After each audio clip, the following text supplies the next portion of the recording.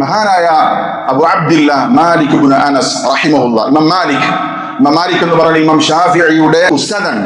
ഇമാം അബൂ ഹനീഫയുടെ ശിഷ്യനും ഇമാം ഷാഫിഈയുടെ ഉസ്താദുമായ ഇമാമു ദാരിൽ ഹിജ്റ, ഇമാമുൽ മദീന എന്നറിയപ്പെടുന്ന മഹാപണ്ഡിതൻ ഇമാം മാലിക്. അദ്ദേഹത്തെ കുറിച്ച് കേൾക്കാത്തൊരു മുസ്ലിമും ഉണ്ടാവുകയില്ല. അദ്ദേഹത്തിന്റെ അടുത്ത് ഒരാൾ വരികയാണ്. അദ്ദേഹത്തിന്റെ അടുത്ത് വന്ന ഒരാൾ ചോദിക്കുന്ന ചോദ്യം ഇതാണ്: യാ അബാ അബ്ദില്ല മിൻ ഐന ഉഹ്രിം. ശ്രദ്ധിക്കണം, ഈ ചരിത്രം ശ്രദ്ധിക്കണം. ഒരുപാട് ഞാൻ പറയാൻ പോകുന്ന രണ്ട് ചരിത്രം നമ്മൾ ശരിക്കും മനസ്സിലാക്കി കഴിഞ്ഞാൽ ആളുകൾ, സാധാരണക്കാരായ നമ്മളെ പൗരോഹിത്യം ശുബുഹത്തുകളിലാക്കുന്നതിൽ നിന്ന് നമുക്ക് രക്ഷ നൽകുന്ന രണ്ടു ചരിത്രങ്ങളാണ് ഇവിടെ പറഞ്ഞിട്ടുള്ളത്. ഇമാം മാലിക് റഹിമഹുല്ലാഹ് അദ്ദേഹത്തോട് ഈ വ്യക്തി മിൻ ഐന ഉഹ്രിം, ഞാൻ ഹജ്ജിന് വേണ്ടിയോ ഉംറയ്ക്ക് വേണ്ടിയോ ഇഹ്റാമിൽ പ്രവേശിക്കുന്ന സമയത്ത് എവിടെ വെച്ചാണ് അത് ചെയ്യേണ്ടത്? മദീനയിലുള്ള വ്യക്തിയാണ് ചോദിക്കുന്നത്. ഞാൻ എവിടെ വെച്ചുകൊണ്ടാണ് ഇഹ്റാമിൽ പ്രവേശിക്കേണ്ടത്? ഇമാം മാലിക് റഹിമഹുല്ലാഹ് മദീനക്കാരുടെ മീഖാത്തായ ദുൽഹുലൈഫ, അവിടെ വെച്ചുകൊണ്ടാണ് ദുൽഹുലൈഫയിൽ വെച്ചാണ് ഇഹ്റാമിൽ പ്രവേശിക്കേണ്ടത് എന്ന് അദ്ദേഹത്തിന് പറഞ്ഞു കൊടുത്തു. മിൻ ഹൈസു അഹ്റമ റസൂലുള്ളാഹി സ്വല്ലല്ലാഹു അലൈഹി വസല്ലം, റസൂൽ സല്ലല്ലാഹു അലൈഹി വസല്ലം ഇഹ്റാമിൽ പ്രവേശിച്ച മദീനക്കാർക്കും ആ മദീന വഴി പോകുന്ന ആളുകൾക്കും നിശ്ചയിച്ചു കൊടുത്ത മീഖാത്തായ ദുൽഹുലൈഫ, അബിയാർ അലി ഇന്നറിയപ്പെടുന്ന ആ പ്രദേശത്ത് വെച്ചുകൊണ്ടാണ് ഇഹ്റാമിൽ പ്രവേശിക്കേണ്ടത് എന്ന് മറുപടി കൊടുത്തു. ആ സമയത്ത് ഈ മനുഷ്യൻ പറയാണ്: ഇന്നി ഉരീദു അൻ ഉഹ്രിമ മിനൽ മസ്ജിദ്, ഞാൻ മസ്ജിദുൻ നബവിയിൽ വെച്ചുകൊണ്ട് ഇഹ്റാമിൽ പ്രവേശിക്കാനാണ് ഉദ്ദേശിക്കുന്നത്. നമുക്കറിയാം, ദുൽഹുലൈഫയേക്കാൾ എത്രയോ പ്രാധാന്യമുള്ള, എത്രയോ ശ്രേഷ്ഠതയുള്ള സ്ഥലമാണ് മസ്ജിദ്. അത് തന്നെ മസ്ജിദുൻ നബവി എന്ന് പറയുന്നതിന് ഏറെ ശ്രേഷ്ഠതയുണ്ട്. അദ്ദേഹം ബുദ്ധി കൊണ്ട് ചിന്തിക്കുകയാണ്, ഞാൻ ഇഹ്റാമിൽ പ്രവേശിക്കുക മസ്ജിദുൻ നബവിയിൽ വെച്ചുകൊണ്ടാണ്. ഇമാം മാലിക് റഹിമഹുല്ലാഹ് പറഞ്ഞു: ലാ തഫഅൽ, നീ അങ്ങനെ ചെയ്യരുത്, താങ്കൾ അങ്ങനെ ചെയ്യരുത് എന്ന് പറഞ്ഞു. വീണ്ടും അയാൾ പറയാണ്: ഫഇന്നി ഉരീദു അൻ ഉഹ്രിമ മിനൽ മസ്ജിദി മിൻ ഇൻദിൽ ഖബ്ർ, റസൂൽ സല്ലല്ലാഹു അലൈഹി വസല്ലമയുടെ ഖബറിന്റെ ചാരത്ത് വെച്ചുകൊണ്ടാണ് ഇഹ്റാമിൽ പ്രവേശിക്കാൻ ഞാൻ ഉദ്ദേശിക്കുന്നത്. ഇമാം മാലിക് പറഞ്ഞു: ലാ തഫഅൽ, നീ അങ്ങനെ ചെയ്യരുത്.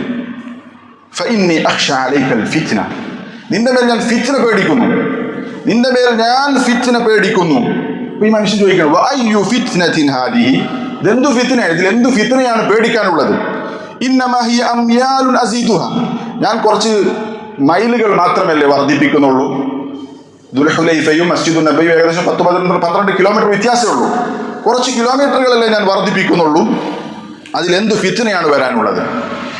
ഇത് ചിന്തിക്കുന്ന എന്താണ്? മസ്ജിദുൻ നബവി ഇതിനേക്കാൾ ശ്രേഷ്ഠതയുള്ള സ്ഥലമാണ്, അവിടെ വെച്ചുകൊണ്ട് ഇഹ്റാമിൽ പ്രവേശിക്കാമെന്നാണ്.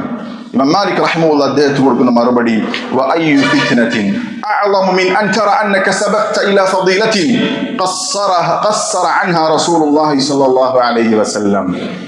ഇതിനേക്കാൾ വലിയ എന്ത് ഫിത്നയാണ് റസൂൽ സല്ലല്ലാഹു അലൈഹി വസല്ലം കാണിച്ചു തരാത്ത ഒരു നന്മയിലേക്ക്, റസൂൽ സല്ലല്ലാഹു അലൈഹി വസല്ലം ചെയ്യാത്തൊരു നന്മയിലേക്ക് നീ ധൃതി കാണിക്കുക എന്നതിനേക്കാൾ വലിയ ഫിത്ന വേറെന്താണ്? നബി സല്ലല്ലാഹു അലൈഹി വസല്ലമക്ക് അറിയാം മദീനയുടെ മസ്ജിദുൻ നബവിയുടെ ശ്രേഷ്ഠത.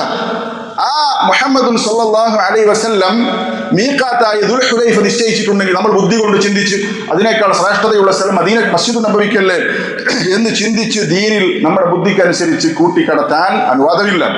റസൂൽ സല്ലല്ലാഹു അലൈഹി വസല്ലം ചിന്തിക്കാത്ത, റസൂൽ സല്ലല്ലാഹു അലൈഹി വസല്ലം ചെയ്യാത്ത ഒരു ഫദീല, ഒരു ശ്രേഷ്ഠതയിലേക്ക് നീ മുൻകടക്കുക എന്ന് പറയുന്നത് തന്നെ എത്രമാത്രം വലിയ ഫിത്ന. അതിനേക്കാൾ വലിയ ഫിത്ന വേറെ എന്താണ്? എന്നിട്ട് അദ്ദേഹം പറയും: ഇന്നി സമിഅതുല്ലാഹ യഖൂൽ, ഇമാം മാലിക് അല്ലാഹു തആല പറഞ്ഞത് ഞാൻ കേട്ടിട്ടുണ്ട്.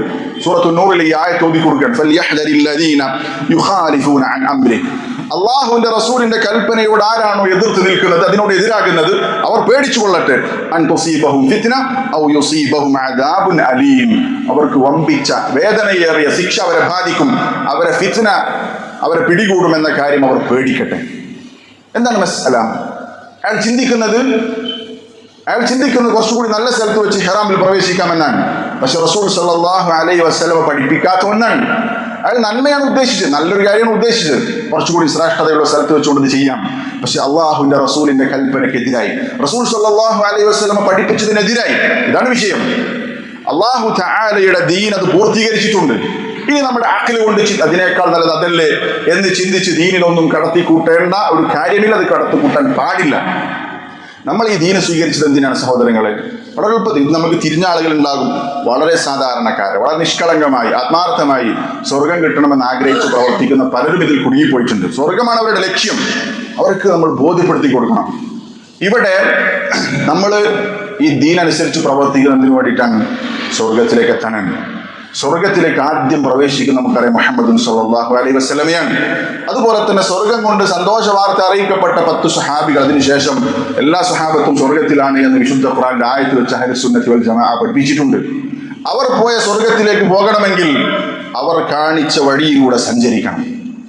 അതിലൂടെ സഞ്ചരിക്കുക എന്നുള്ളത് എളുപ്പമാണ്, പുതിയത് കണ്ടെത്തേണ്ട ആവശ്യമില്ല. ഒന്നും കൂട്ടാനോ കുറക്കാനോ ഈ ദീനുൽ ഇസ്ലാം അൽയൗമ അക്മൽതു ലക്കും ദീനക്കും വഅത്മംതു അലൈക്കും നിഅമതി വറദീതു ലക്കുമുൽ ഇസ്ലാമ ദീന.